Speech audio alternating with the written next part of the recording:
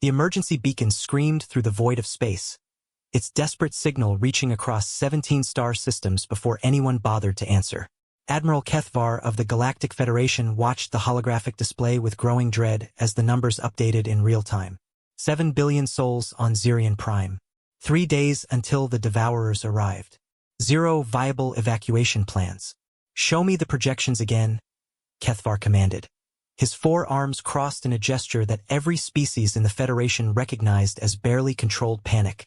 The tactical officer, a young Zephyrian with silver scales that flickered nervously, manipulated the hologram. Red dots appeared across the star map, each one representing a Devourer hive ship. They moved with terrifying precision toward Zirion Prime, consuming everything in their path. Planets, moons, space stations. Nothing remained after their passage except empty void. They'll reach Zirion in 72 hours, the officer reported. Our fastest evacuation ships can move maybe 50,000 people per run. Even if we had 100 ships, we'd save less than 1% of the population, Kethvar finished grimly. He'd done the math a dozen times, hoping for a different result. The Federation's greatest evacuation effort in history wouldn't even make a dent in the catastrophe approaching Zirion Prime. The bridge fell silent except for the steady beeping of monitoring systems. Every officer present understood the weight of the moment. 7 billion people were about to die, and the mighty Galactic Federation was powerless to stop it. Sir, the communications officer spoke up hesitantly. There is one possibility we haven't discussed. Kethvar turned his massive form toward the young Altarian. Speak. The humans, sir. They're only 2 systems away from Zirion. They have transport capabilities that might... Absolutely not.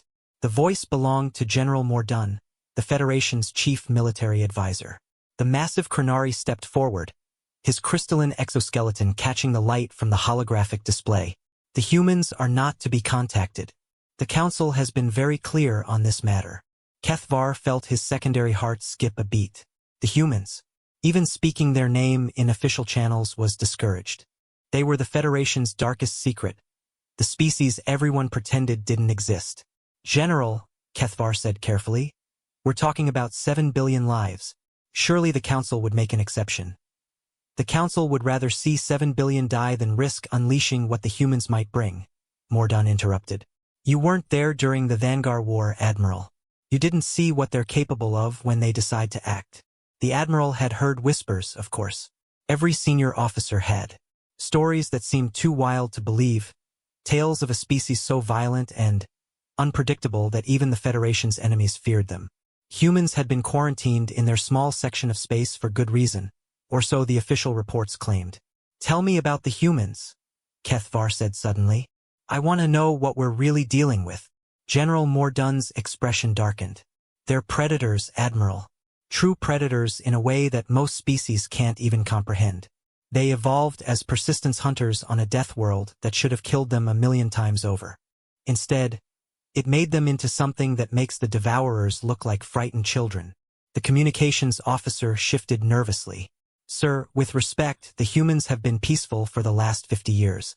They've honored every term of their containment agreement. Because we've given them no reason to break it, Mordun snapped. The moment we bring them into Federation space, the moment we show them our weaknesses, everything changes. Do you know what human military doctrine calls their primary tactical approach? They call it total war. Not victory, not conquest, total war. They don't just defeat enemies. They erase them from existence. Kethvar studied the holographic display again. The Devourer fleet was massive, larger than anything the Federation had faced before. Conventional wisdom said it was unstoppable. But conventional wisdom had failed them before. What exactly did they do during the Vanguard War? He asked. Mordun was quiet for a long moment, his crystalline features reflecting the red glow of the approaching threat. The Vanguard had conquered 43 worlds in 6 months. Their bioships were unlike anything we'd seen, self-repairing, adaptive, seemingly invincible. They were heading straight for the Federation core worlds with a fleet of over 10,000 vessels. And the humans asked for one thing: complete operational freedom. No oversight, no rules of engagement, no restrictions on their methods. The Council was desperate enough to agree. Mordun's voice grew quieter. 3 weeks later, The Vanguard Empire ceased to exist. Not defeated, ceased to exist. Their homeworld was gone. Their colonies were empty. Their bioships were found drifting in space, dead from the inside out. The bridge crew exchanged glances. Everyone had heard different versions of the Vanguard story, but never the details. How? The tactical officer whispered. We never found out. The humans simply reported mission complete and returned to their quarantine space. When our investigation teams reached Vanguard Prime, they found nothing. The planet was still there, still habitable, but every trace of Vanguard civilization had been surgically removed. It was like they had never existed. Kethvar felt a chill run through his body. And the bioships? Infected with something. A virus, a nanoprobe, we couldn't tell. Whatever it was, it turned their greatest strength against them. Their ship's ability to adapt and evolve became their destruction. Each vessel essentially consumed itself from within. The silence that followed was broken only by an urgent chime from the communications station. Sir, the communications officer reported. We're receiving priority transmissions from 17 Federation worlds in the path of the Devourer fleet. They're all requesting immediate evacuation assistance. Kethvar closed his eyes. 17 worlds. Hundreds of billions of sentient beings. The Federation's entire fleet couldn't evacuate even one planet completely. Show me the human quarantine zone, he ordered. The holographic display shifted, showing a small cluster of star systems marked with warning beacons. Only 12 systems, but according to intelligence reports, they contained some of the most heavily fortified space in the galaxy. No one knew exactly how many humans there were. They didn't participate in Federation censuses, but estimates ranged from 50 billion to over 1 trillion. Their transport capabilities? Kethvar asked. The tactical officer pulled up classified files. Unknown, sir. They've built ships we've never seen before. Our long-range sensors detect massive construction projects, but we can't get detailed information. What we do know is that they've somehow managed to industrialize their entire region of space in just 50 years. Industrialized how? Every asteroid belt is gone, sir. Every uninhabitable planet has been stripped of resources. They've built, well, we're not sure what they've built. The energy signatures are unlike anything in Federation space. General Mordun stepped closer to the display. This is exactly why the Council maintains the quarantine. We allowed them to develop unsupervised for 50 years, and look what they've created. We don't know what they're capable of anymore. An alert sounded from the sensor station. The young Zephyrian officer manning the position looked up with fear in his eyes. Sir, the Devourers have accelerated. They'll reach Zirian Prime in 60 hours, not 72. The timeline was collapsing. Every hour meant millions more people who couldn't be saved. What about their combat capabilities? Kethvar asked, still staring at the human systems. We don't know, Mordun admitted reluctantly. They haven't fielded military vessels since the Vanguard War, at least not any we've detected. But, given what they did to the Vanguard with technology 50 years out of date.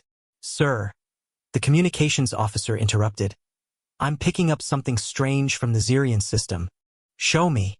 A new display appeared, focusing on Zirian Prime. The planet looked peaceful from orbit, its blue oceans and white clouds giving no hint of the approaching catastrophe. But, at the edge of the system, space itself seemed to shimmer. What am I looking at? Kethvar demanded. Unknown energy signatures, sir. They appeared just a few minutes ago. The pattern doesn't match anything in our databases. General Mordun moved closer to the display, his expression growing troubled. Enhance the readings.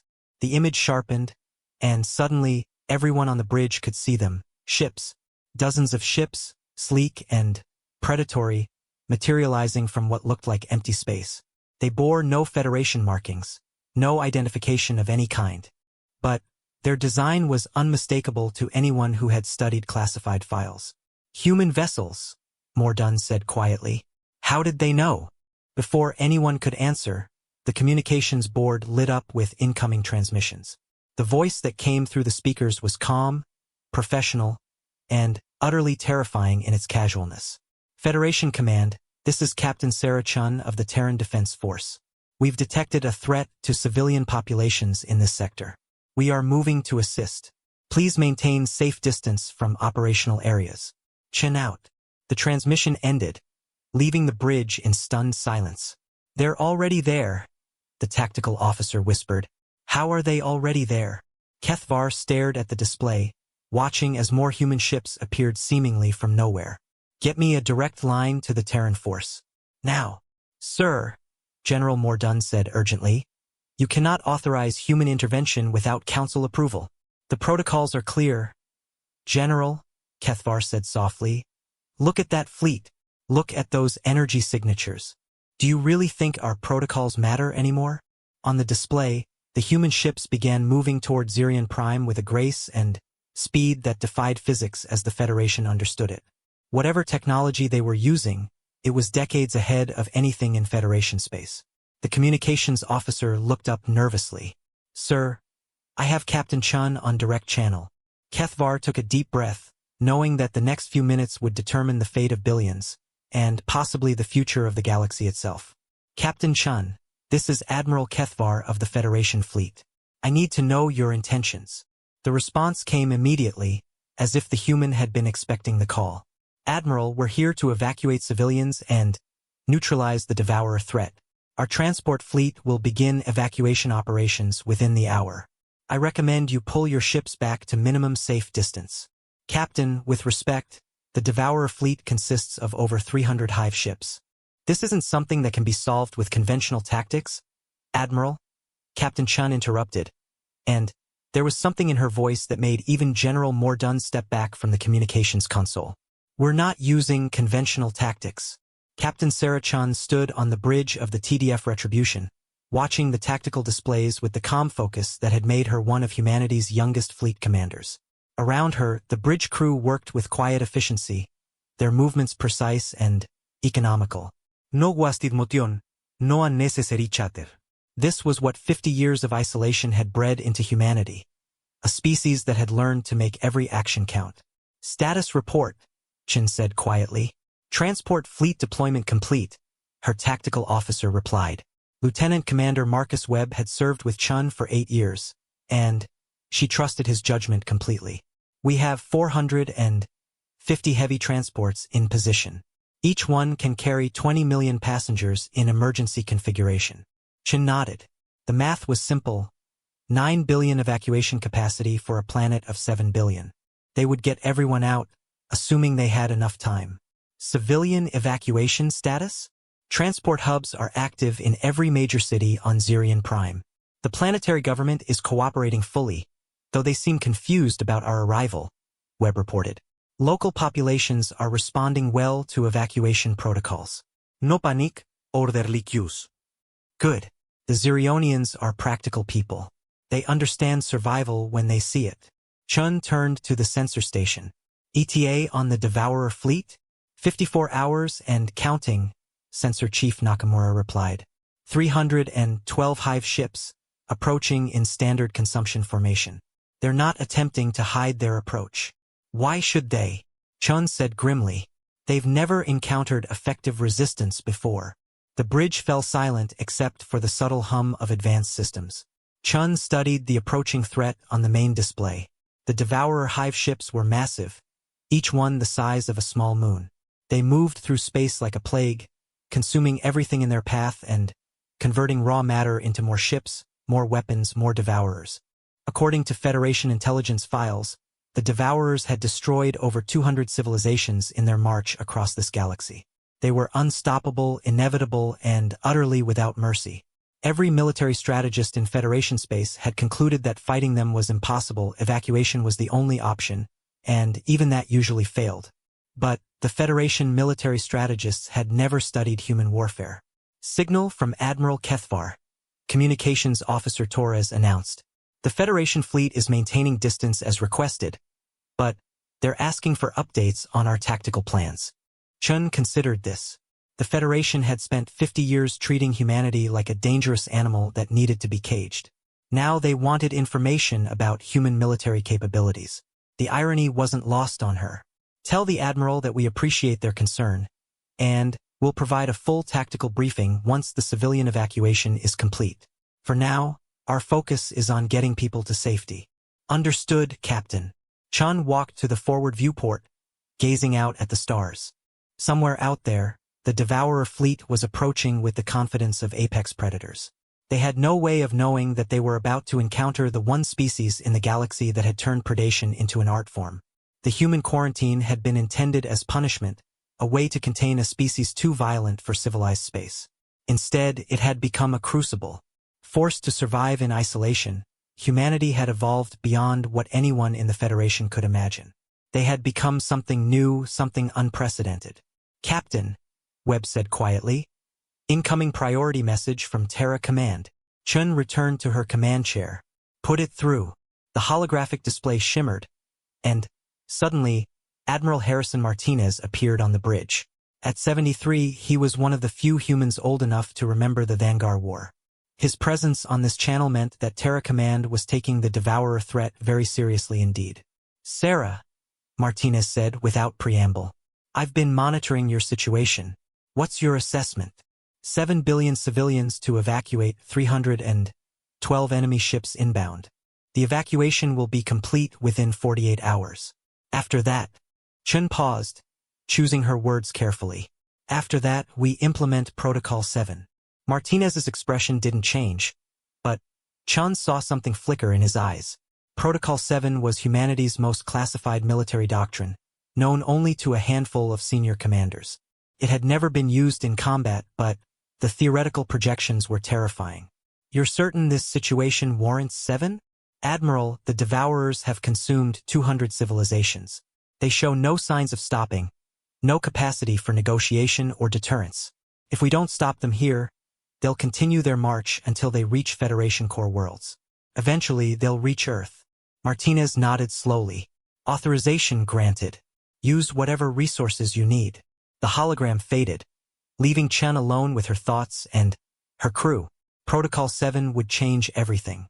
After 50 years of careful isolation, humanity was about to reveal its true capabilities to the galaxy. "Captain," Torres announced, "we're receiving communications from Devourer ships. They're broadcasting on all frequencies. Put it through." The voice that filled the bridge was unlike anything Chen had heard before. A chorus of sounds that suggested multiple beings speaking in perfect unison. It was beautiful and terrifying at the same time. "Unknown vessels in the Zirian system. You are interfering with our harvest. Withdraw immediately or be consumed." Chun stood slowly, straightening her uniform. "Open a channel." "Channel open, Captain." "Devourer Fleet, this is Captain Sarah Chun of the Terran Defense Force. The beings on Zirian Prime are under our protection. Any attempt to harm them will be met with immediate and overwhelming force. You have one opportunity to withdraw." The response came quickly, and this time there was something like amusement in the alien chorus. "Terrans, we have consumed the records of 200 civilizations. None speak of a species called Terrans. You are unknown to us, therefore insignificant. Withdraw or share their fate." "That's their mistake," Webb said quietly. Chun smiled grimly. "Signal the fleet. Begin Phase 1 of Protocol 7. Across the human formation, ships that had appeared to be simple transports began to change. Hulls shifted and reconfigured, revealing weapon systems that violated several laws of physics. The transport fleet was still functional, they were still evacuating civilians at maximum speed, but they were no longer just transports. Every human ship in the task force was designed around a simple principle: overwhelming force applied with surgical precision. They didn't build ships for show or comfort. They built them to end threats permanently. "Devourer response?" Chen asked. "They're accelerating their approach," Nakamura reported. "ETA now 46 hours. They seem eager." "They should be careful what they wish for," Chun said softly. The next 24 hours passed with methodical efficiency. Human transports worked around the clock, lifting millions of civilians from Zirian Prime's surface. The evacuation was proceeding faster than any previous Federation operation. But Chun knew that speed alone wouldn't be enough. The real challenge would come when the last transport ship cleared the planet. "Captain," Webb announced, "final evacuation wave departing Zirian Prime. All civilians accounted for." Chun felt a weight lift from her shoulders. Whatever happened next, 7 billion people were safe. Signal Terra Command. Civilian evacuation complete. Beginning Phase 2. Around the human fleet, space itself began to change. Ships that had been visible suddenly vanished from sensors, cloaked by technology that the Federation had never seen. New contacts appeared on long-range scans, massive structures that materialized from apparently empty space. Admiral Kethvar is requesting immediate communication, Torres reported. Put him through. The Federation Admiral's holographic image appeared on the bridge, and Chun could see the confusion and concern in his alien features. Behind him, his bridge crew was working frantically at their stations. Captain Chen, our sensors are detecting massive energy signatures throughout the system. What exactly are you deploying?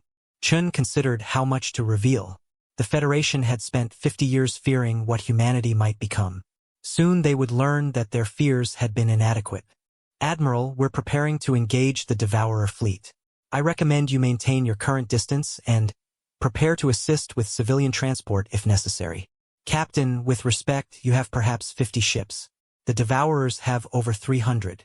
I understand human confidence, but this seems like... Admiral, Chan interrupted gently. How many ships do you think we really have? The question hung in the air for a moment before Kethvar turned to consult with his sensor technicians. When he turned back to the display, his expression had changed completely. Our sensors are showing. This can't be accurate. What are your readings, Admiral? We're detecting over 1,500 human vessels in this system. But that's impossible. We saw your fleet arrive. There were only 50 ships. Chin smiled. Admiral, you saw the ships we wanted you to see. The rest were already here waiting. Waiting for what? For this moment. For the day when we would finally show the galaxy what 50 years of isolation has taught us. The holographic display shifted, showing the true scale of the human deployment. Massive battle stations hung in space like artificial moons, bristling with weapons that could crack planets. Stealth ships uncloaked in perfect formation, revealing a fleet that dwarfed anything the Federation had ever assembled. Constructor platforms worked frantically to complete preparations for the coming battle. Moigu, Kethvar whispered. What have you become? We became what we needed to become, Chun replied. We became the thing that nightmares fear. On the sensor displays, the Devourer fleet continued its inexorable approach, unaware that they were flying into the most elaborate trap ever devised.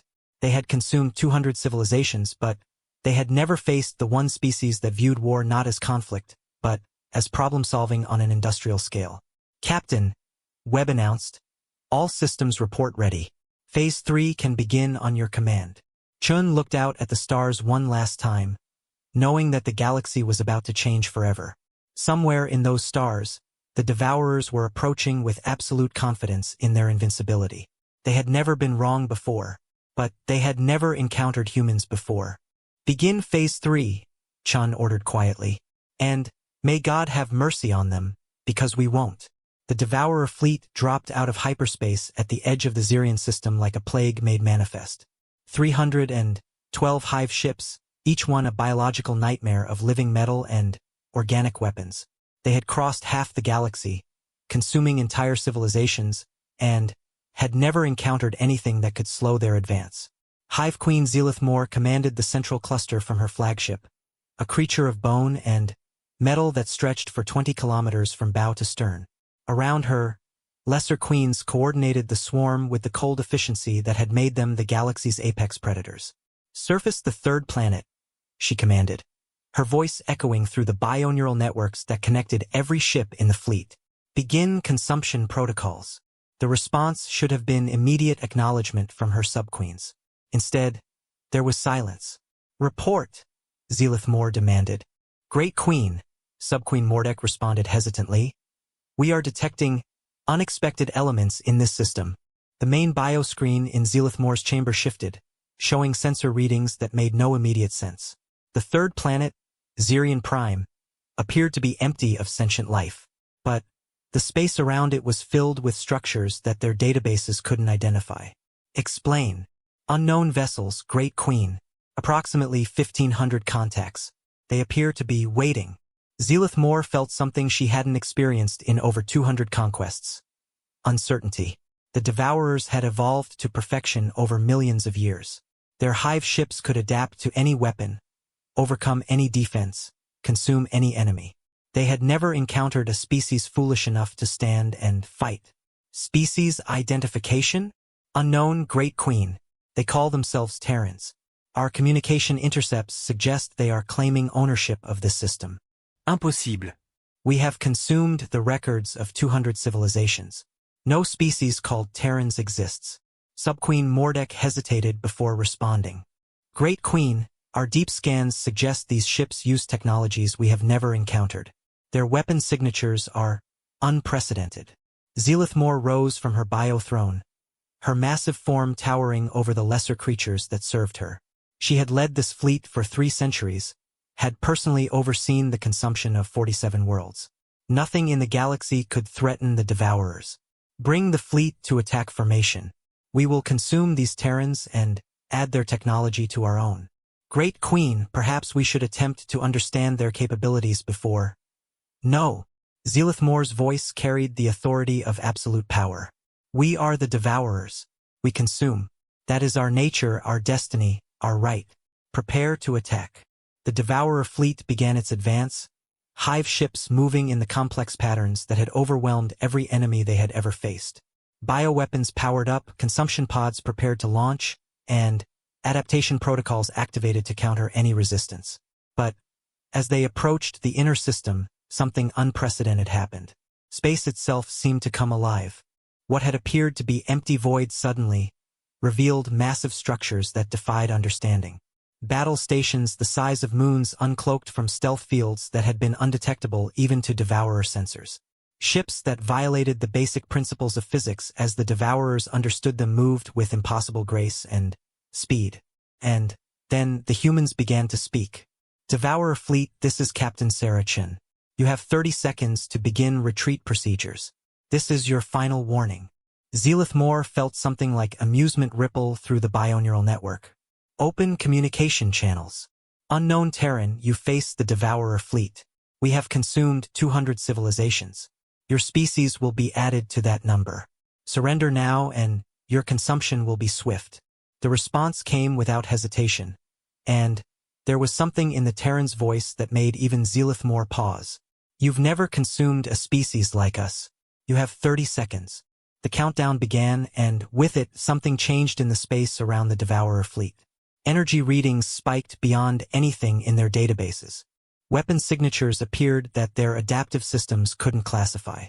Most disturbing of all, space itself began to sing with frequencies that seemed to resonate in dimensions the Devourers couldn't perceive. Great Queen, Subqueen Mordek reported, our adaptive systems are detecting threat profiles that exceed our programming parameters. Recommend immediate withdrawal for analysis and adaptation. Never. Zelithmore's bioform pulsed with rage. We do not retreat. We do not yield. All ships, attack formation. Begin consumption. The Devourer fleet surged forward with the terrible grace that had terrorized half the galaxy. Bioweapons charged, consumption beams prepared to fire, and adaptation matrices cycled through millions of potential countermeasures. Then, the humans showed them what 50 years of isolation had created. The first wave of human weapons defied every law of warfare the Devourers understood. They weren't projectiles or energy beams. They were something far more terrifying. Reality itself seemed to bend around the human fleet as weapons that operated on principles beyond current understanding opened fire. Quantum torpedoes phased through Devourer shields as if they didn't exist, detonating inside hive ships and causing cascade failures throughout their biosystems. Gravity weapons created localized black holes that lasted for precisely calculated durations, long enough to cripple targets but not long enough to threaten the system itself. But most terrifying of all were the nanoswarm missiles. Each human ship launched thousands of what appeared to be simple projectiles. When they reached the Devourer fleet, they didn't explode. They opened like flowers, releasing clouds of microscopic machines that were immediately absorbed into the bioship's adaptive systems. Adaptation in progress, Mordek reported. Our systems are analyzing the foreign nanotechnology and incorporating countermeasures. Zelithmore felt satisfaction flow through the bioneural network. This was how Devourers fought, by adapting to enemy weapons and turning them into strengths. Within minutes, they would understand human technology well enough to counter it. Adaptation complete, Mordek announced. Countermeasures active. Beginning retaliation. The Devourer fleet returned fire with weapons that had destroyed entire civilizations. Biobeams that could melt through any known material lanced out toward human ships. Living missiles that adapted their attack patterns in real-time swarmed toward the human formation. Consumption fields that could reduce matter to its component atoms spread out like deadly fog. But something was wrong.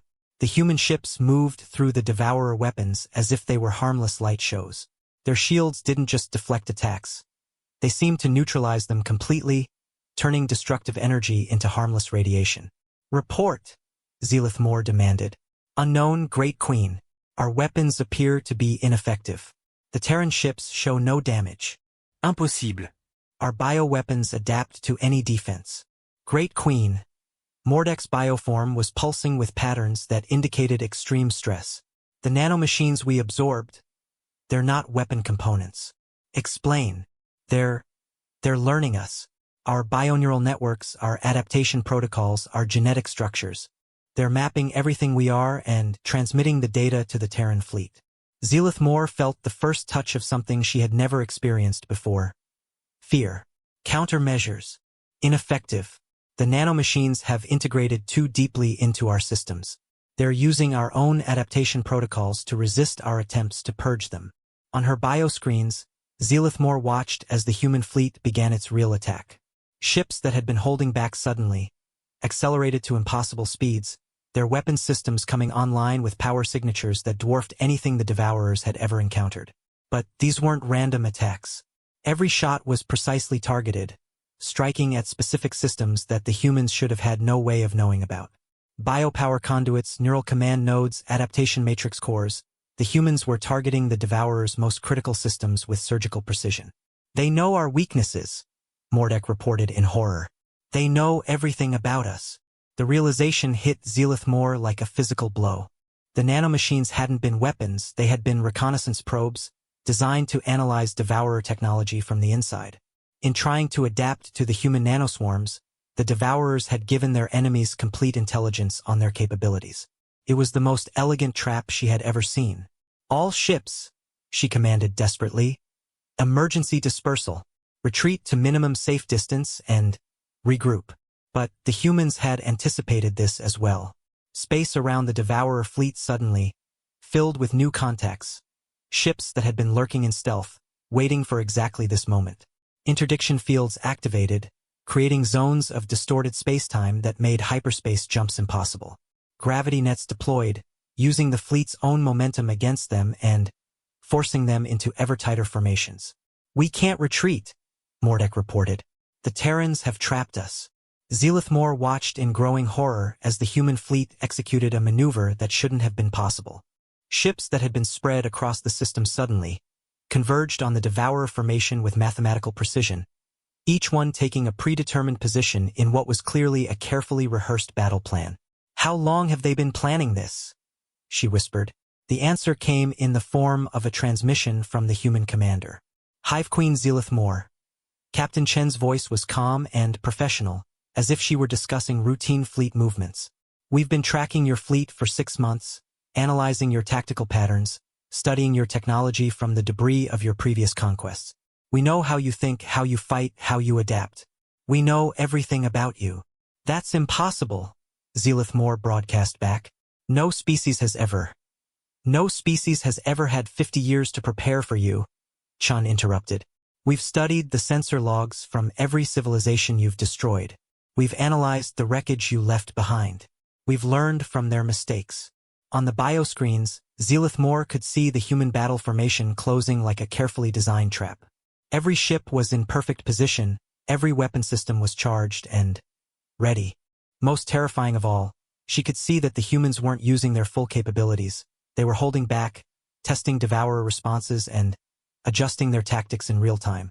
"You're not just fighting us," Chun continued. "You're fighting the accumulated knowledge and wisdom of every species you've ever consumed. They all contributed to this moment, to your defeat.